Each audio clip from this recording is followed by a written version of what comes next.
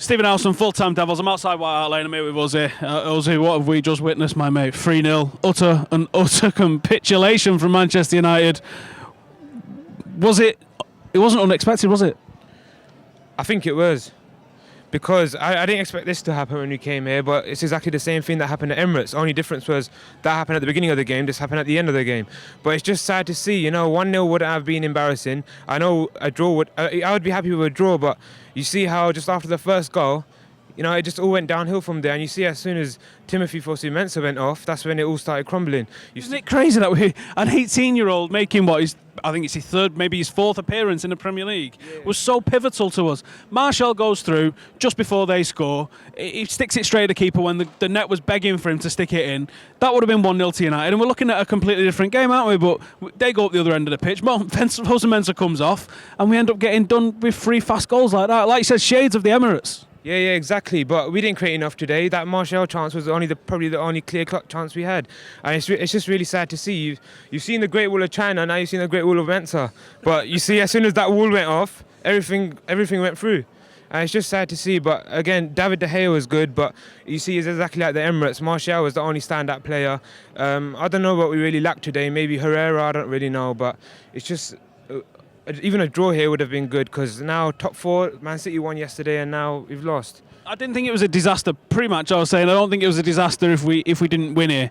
I thought a draw would have been okay, and I didn't even think a loss would have been a complete disaster because I think there's enough in our home games to do it, and I think there's enough in City's games that they're going to drop points as well. But it just leaves you feeling deflated, doesn't it? You come out of there and you can't go, do you know what? We had a fight or anything like that. We had no fight. We had absolutely nothing. We got the FA Cup Wednesday. Is that an opportunity for us to get some sort of lift back into the club?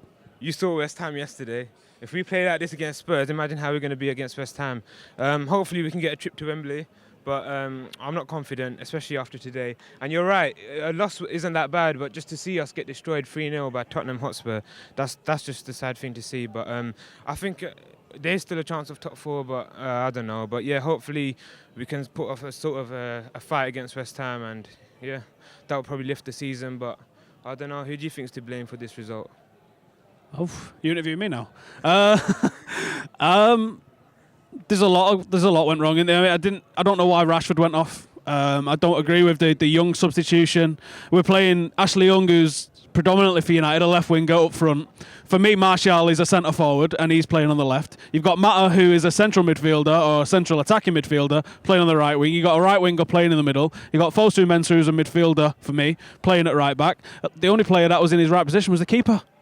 The keeper and Smalling. I think Van Gaal has this habit of playing people in random positions. He trusts himself too much. He'll see something doesn't work, but he'll still stick with it just to prove everyone wrong. I'm not saying I'm Van Gaal out.